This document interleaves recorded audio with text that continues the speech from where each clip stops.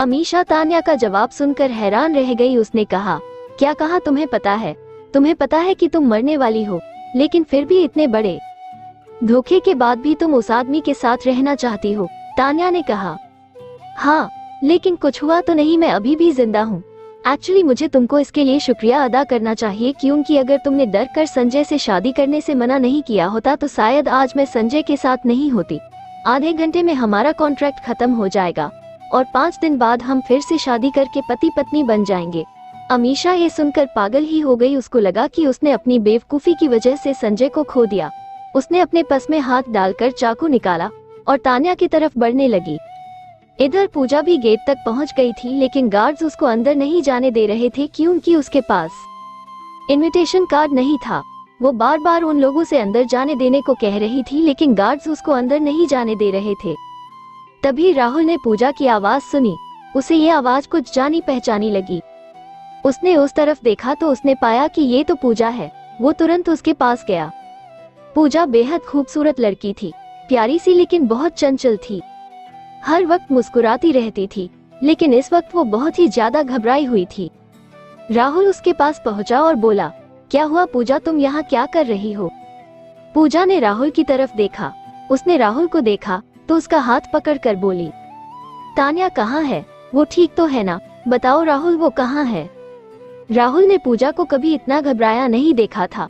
उसने उसके दोनों का कंधों को पकड़ा और बोला, क्या हुआ है? आखिर बात क्या है? बताओ मुझे। पूजा बोली, तान्या की जान खतरे में है, जल्दी मुझे उसके पास ले चलो, हमको उसे बचाना होगा। ये सुनकर तो राहुल के पैरों के नीचे से जमीन ही खिसक गई। वो बोला, ये क्या बोल रही हो? वो अंदर है, चलो मेरे साथ। राहुल पूजा को लेकर अंदर की तरफ गया। वो दोनों भाग करके संजय के पास पहुंचे। संजय ने जब पूजा को इतना घबराया देखा तो वो बोला, क्या हुआ? तुम इतना घबराई हुई क्यों हो? दादी ठीक तो है ना? वो गहरी सांस लेते हुए बोली, तान्या कहाँ है? उसकी जान को खतरा है। संजय ये सुनकर एकदम से घबरा गया। वो बोला, क्या बकवास कर रही हो? तान्या बिल्कुल ठीक है, वो वॉशरूम गई है। तभी संजय को याद आया कि तान्या को गए बहुत देर हो गई है। उसने सोचा, कहीं सच में वो किसी मुसीबत में तो नहीं है ना? वो बिना कुछ बोले सीधे वॉशरूम की तरफ दौड़ गया। पूजा और राहुल भी उसके पीछे दौड़ने लगे। उधर वॉशरूम में तान्या अमीशा के हाथ में चाकू देखकर डर गई। वो बोली, अमीशा ये तुम क्या कर रही हो? तुम पागल हो गई हो क्या? अमीशा पागलों की तरह हंसते हुए उसकी तरफ बढ़ी। उसने तान्या से कहा, नहीं मैं पागल नहीं थी मैं पागल उस बात को सच करने के लिए। तुमको मारना होगा। जब तुम मर जाओगी तो मैं संजय से शादी कर लूंगी। हाँ, यही बेस्ट रहेगा। तुमको मारना होगा। वैसे भी तुम्हारी किस्मत में मौत लिखी है और अभी तो आधा घंटा बचा है। वो धीरे धीरे तान्या की तरफ बढ़ी और उसने तान्या पर अचानक से हमला कर दिया। तान्या उस हमले से बच गई। वो फर्श पर गिर गई। वो अमीशा से बोली, ऐसा मत करो अमीशा, पागल मत बनो, होश में आओ, वो चाकू फेंक दो। ये बोलते हुए फिर से वो खड़े होने की कोशिश करने लगी, लेकिन उसके पेट में दर्द होने लगा जिससे वो फिर से नीचे गिर गई। अमीशा ने उसको देखा और बोली, अगर संजय मेरा नहीं हो सका तो मैं उसे तुम्हारा भी नहीं बनने दूंगी।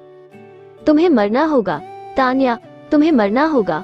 ये बोलकर वो तान्या के ऊपर चढ़ कर बैठ गई और उस पर वार करने के लिए उसने चाकू को ऊपर की तरफ उठाया और पूरी ताकत से नीचे ले आई।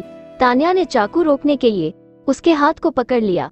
दोनों अपना अपना पूरा दम लगा रही थी, लेकिन थोड़ी देर के तान्या कमजोर पड़ने लगी और वो चाकू सीधे उसके पेट में जाकर लगा। वो दर्द से चिल्ला उठी। अमीशा ने चाकू को एक बार फिर से ऊपर उठाया। तान्या इस बार फिर से उसको रोकने की कोशिश करने लगी, जिसकी वजह से उसके पेट से बेतहाशा खून बहने लगा।